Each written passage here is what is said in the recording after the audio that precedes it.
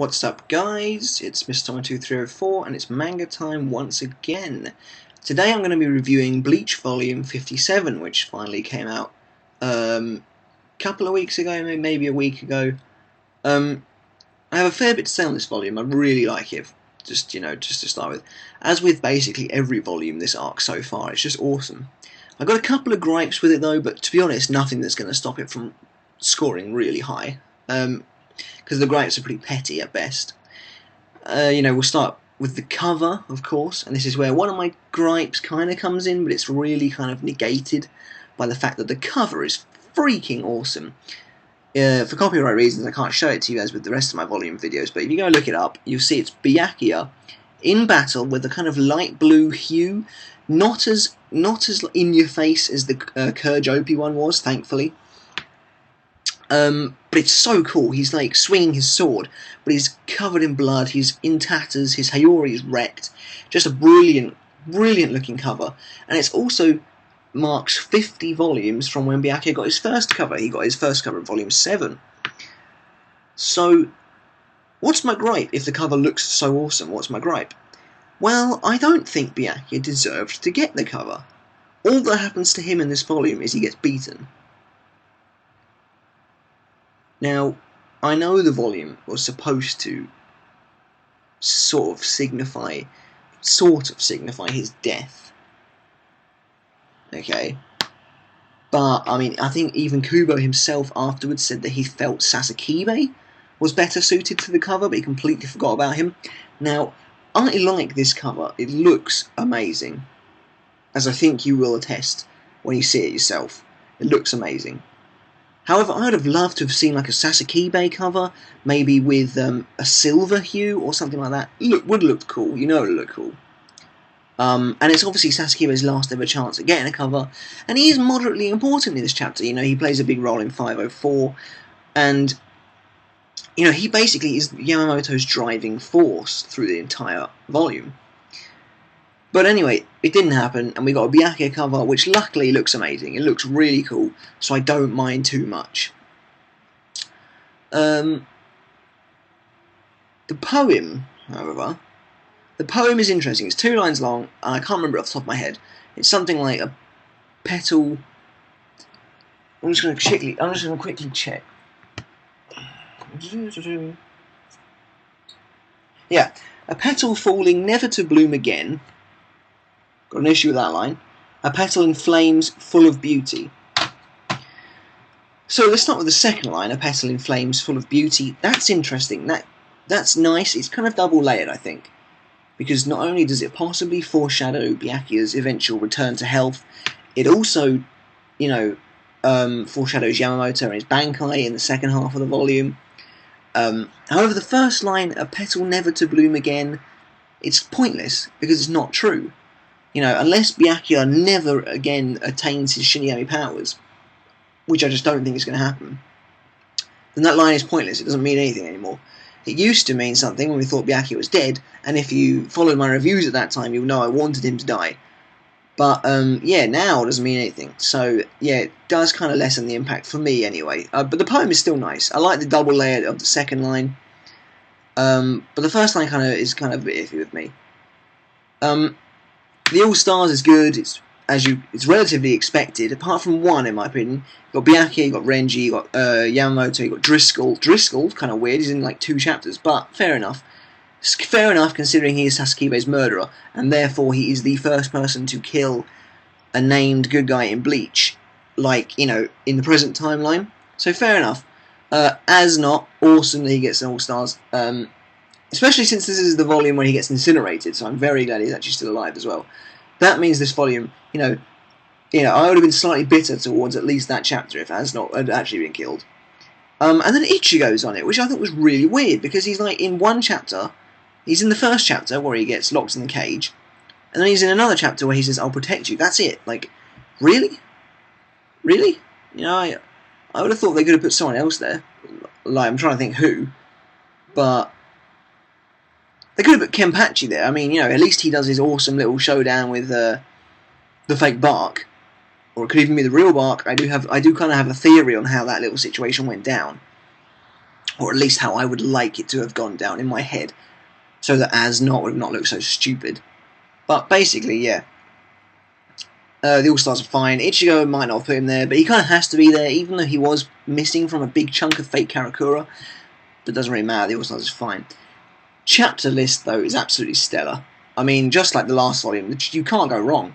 You know, it's chapter 500, nice big milestone there, which is the rescue in the Deep Dark, to 509, Tenshi Kaijin. So basically, it's Byakuya's fight, Yama versus Driscoll, and then basically the entire Yama versus Roid battle. Rescue in the Deep Dark, chapter 500, pretty major chapter, sparked off the entire debate as to who it was that held the sword to Urahara after killing Kurge. It's also Kurge's last chapter. And then, of course, you have just the brilliant battle over 501 and 502, which is Byakuya and As not. Awesome fight. The first time you get to see As speak. It's just really, really well done. And I reading through it again, it's such a good part. Even if it is... I mean, it's slightly taken away from the fact that he survived, but it's a huge and, you know, crushing defeat for Byakuya Kuchiki, so it's a pretty major deal all the same. And I absolutely love the scene where Renji's telling Az to stop, and he tries to Bankai only for Master Masculine to come and drop kick him out of the arena. Really good. I loved it. And you have to remember, we've never really seen the Shinigami get absolutely crushed like this before, so... It's a fantastically well, just gonna move the camera, fantastically well done part. And the art is absolutely phenomenal. I actually have a bit of well, not really a theory, but I don't know if you guys agree with me, but like during the Everything But the Rain mini arc, I really think Kubo's art kind of dropped a little bit. I can't remember if I mentioned that in my reviews, but I thought the style of his art got a bit, not necessarily weird, but like it just didn't look as good. I always think Kubo, at least obviously just in this arc, I think his art is at its best when he's drawing the Vandenreich. Maybe he really likes to draw them, because I think they look awesome. Like, the invasion is gold in terms of artwork. Absolutely amazing. This volume has one of my favourite pages, basically, in Bleach history in it. But we'll get to that in a minute. Then, obviously, you've got 503, which is the Kenpachi versus... Well, he tries to fight Thingy, Bark. And then you get, that's when Driscoll tries to kill Hisagi and Yama comes in, which sets up for 504, which is an epic chapter when you finally see Yamamoto when he was a bit younger. You get the whole Sasakibe flashback, so I kind of think Sasakibe should have been on the cover for that, because that flashback is really cool, and you do spend like an entire chapter looking at his Bankai, Koko Gomri Urikyu, which is awesome as well. But, you know, it wasn't to be. I mean, oh no, Sasakibe could have been in the All-Stars, you know? I know technically he wasn't in the volume, but he was in the volume. No? But anyway, 504, great chapter, I love it. And then 505, this is the chapter with my favourite page. Because this is the one, obviously, after Yama's one-shotted Driscoll. He then basically boosts the morale of everyone in Soul Society. And I like this part because you kind of know that Yama's not going to win. And yet, at least Soul Society are getting back into it a little bit. It makes it feel like a proper war. Like, it's kind of balanced, isn't it? It's kind of back and forth, as opposed to an absolute curb stomp. Because in this little hope spot, this is also when Kenpachi offs those 3 Sternritter. And yeah, it's just... 505 is a really good chapter. It's also the chapter where you first see Kangdo's full face and his Wolverine claws, which is cool, really cool. But yeah, my favourite page has got to be the end, when you get the close-up of Yama and Bark's face, and he's like, I'm here to annihilate you. Brilliant shading, absolutely, just a gorgeous picture. The close-up of their faces is just fantastically well done. Especially in, you know, the great quality artwork of the Tankobon. It's just so well done, so well done. And then you've got 506, which is his Bankai release chapter, which again looks amazing, and I feel a lot better about this chapter now that I know Not's alive. So that whole ambush bit is cool. You know, my personal little theory about that and how I want it to go down, I mean, it's never going to be explained. If this was ever the case, which I don't think it is. I think it's just As not got stupid. But not necessarily stupid, but has a very defensive personality towards their master, who they basically revere as a god king. So that's fair enough, I suppose. They are quite a zealous group. So fair enough. But I think it would have been cool if Bark had beaten up Kenpachi without taking a scratch. That would have made more sense than some random Sternritter doing it. And then, As not and the others jump in, as if on cue, so that Yama is distracted and Bark swaps places with Roid. I would have preferred that to happen, but it's never explained. Because Bark could have made use of the whole, oh, Yama's soft, so you three will be strong enough to tank the attack he will send your way, because I know it's not going to be very powerful. But whatever, that doesn't happen. You get awesome pages in this volume, like the one with Bark holding up Kenpachi by the throat, Yama crashing down behind him, Yama saying Bankai. It's just epic chapter. Admittedly, not a lot happens in 506, but yeah, great chapter. Then we get into the Yama versus Roid fight, and it's pretty good. It is pretty good, even if it is a bit one-sided. And Yama does get completely gypped at the end, but that's not until 58. But yeah, I mean, he does, the first bit, Kyokujitsujin or something like that, Kyokusujin, something like that, East, where it's on the side of his blade. Excuse me. And, yeah, you see Kangdu again in this chapter. It's the bit where Daigoro and Hyurin melts off of him. So, you actually see Kangdu quite a lot in the invasion, excuse me, even if he doesn't say a lot. Because you see him again, I think, when Ichigo arrives. He's shocked to see him, or something like that. But, yeah, I mean, that's cool. I like how Yama's Bankai is basically recognised across the entire of Seirei. That's awesome. I also forgot to mention 505, you get Shinji Momo interaction. That's cool. I don't like Momo, but I do like Shinji, and I want to see interaction between them. I also wanted to see Rose and Kira interact, but I don't think it's going to happen now. But anyway, I'm completely going off on a tangent here. So yeah, basically they fight for the next 3 chapters, I think it is, 3 or 4. Epic spreads. I mean, the page when Yamamoto activates West, and he's just cloaked in fire, looks gorgeous in the volume. I turned the page and I was like, wow. I'm pretty sure I even showed it to a friend. I was like, this is amazing. Then obviously you've got the well, I suppose technically 4-page spread when Yama activates Kakajumanus Daisojin or something like that. The Undead Army South, to call it easier. Awesome. You get the double-page spread where he activates it, and then you get the double-page spread where they're going after Bark. So that's freaking cool. And then obviously he uses Tenchi Kaijin to waste Roid. And that's where the volume ends, with Roid going, forgive me, Lord Juhotbark. So that's it, that's the volume. Really great. I have to give it a 10. The cover, maybe not the character who deserved to get it, but it's an amazing drawing nonetheless. And the chapter list is absolutely stellar. Once again, I think I gave 56 a 10, 57 gets another one. It's just so good. So good.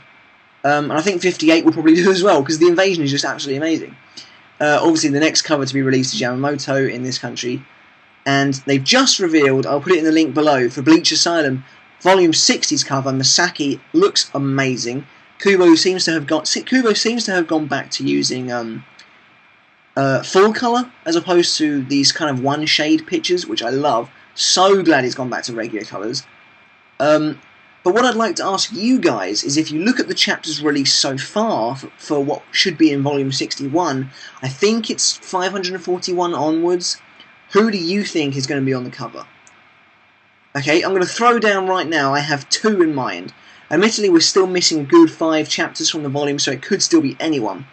But for now, because Bleach is on a 5-week hiatus, let's have a bit of fun with this. I think, from what we've seen so far, it could either be Uryu in his Sturmiter uniform, or it could be Nimai Oetsu, because the beginning of that volume is all Ichigo getting his proper Zanpakuto and stuff.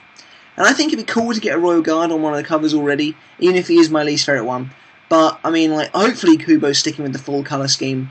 If he's not, and it's just a one-off for the 60th Masaki cover, then I think Oetsu will have a kind of lime green hue to him.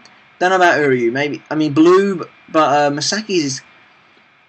She's in full colour, but the actual title is kind of mint blue, misty blue. So, yeah, I don't really know. But anyway, guys, let me know what you think in the comments below. If you've read 57, what do you think, and did you like it?